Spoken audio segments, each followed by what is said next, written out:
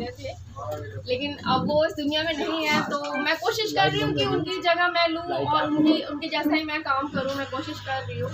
तो जब मैं आरसीएम के सिलसिले में लोगों से मिलती हूँ कई बार, और जब उनसे बात होती है तो वो कहते हैं कि जब हम आरसीएम करते हैं तो हमें बहुत बड़ी समस्या आती है, बड़ा चैलेंज आता है, कई बार हमारे प्रयास कमज़ोर पड़ जाते हैं, कई बार हम नेगेटिव हो जाते हैं। तो मैं उन लोगों के लिए यही कहना चाहूँगी कि बिना चैलेंज के ज़िंदगी में कुछ भी नहीं है।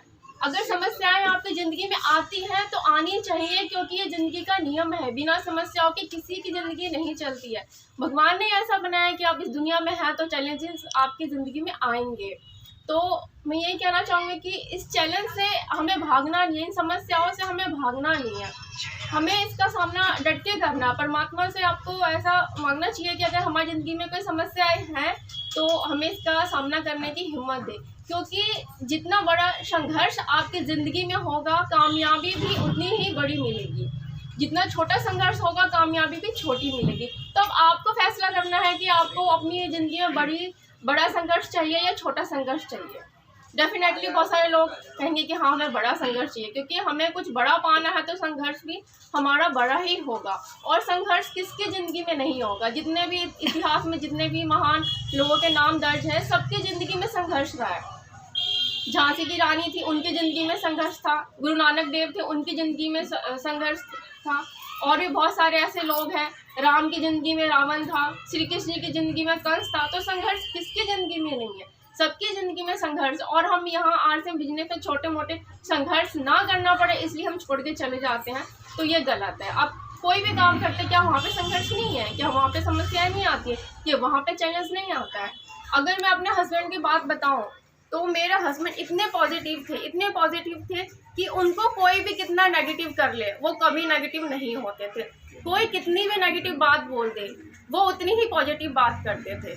होता है कई बार हम इस बिज़नेस में आते हैं, शुरुआत में आते हैं तो आपको 10 तरीके से लोग आपको नेगेटिव करने की कोशिश करते हैं कि आप क्या कर रहे हो, ये बिज़नेस ऐसा है, ये बिज़नेस सही नहीं है, आपका टाइम ख़राब हो रहा है, ऐसा हो रहा है, वैसा हो रहा है। और यहाँ तक कि घर वाले भी कहते हैं, लेकिन मेरे हस्बैंड कभी भी नेगेटिव नहीं हुए, कभी भी नहीं। और उनकी जो सोच थी, उनकी जो पॉजिटिव जो सोच थी, उसकी वजह से आज मैं यहाँ खड़ी हूँ। क्योंकि वो जो करके गए हैं, आप लोग सब समझते हैं कि अब वो इस दुनिया में नहीं है, तो किसी के लिए भी जो जॉब में नहीं है, महिला में एक हाउसवाइफ थी, और अगर मैं जॉब में नहीं हूँ तो कितना मुश्किल होता मेरे लिए घर चलाना, मुझे अपने बच्चों को पालना। लेकिन आरसीएम की वजह से, मेरे हस्बैंड की मेहनत की वजह से, जो वो अपना इस बिज़नेस में जो अपना टीम बना के गए, उसकी वजह से मेरे घर में एज इट इज़ वैसे ही इनकम आती है। और फाइनेंशियली तो मुझे कोई भी दिक्कत नहीं है। अगर ये सारी चीज़ें नहीं होती तो मैं सच बताऊं, मैं आज पैसे के लिए मोहताज होती, क्योंकि मेरे पास फ़िलहाल कोई जॉब नहीं है। ठीक है, तो जब ये घटना घटती है ना तो सब आपको कहेंगे, अपने पराए रिश्तेदार सब कहेंगे कि हम आपके साथ हैं, हम आपके साथ हैं, कोई भी दिक्कत हो तो आप हमें बताइए। लेकिन सच्चाई यही है कि ये सिर्फ कहने की बातें होती हैं, कोई किसी की मदद नहीं करता, और फाइनेंशियली तो बिल्कुल भी आपकी कोई मदद नहीं करेगा।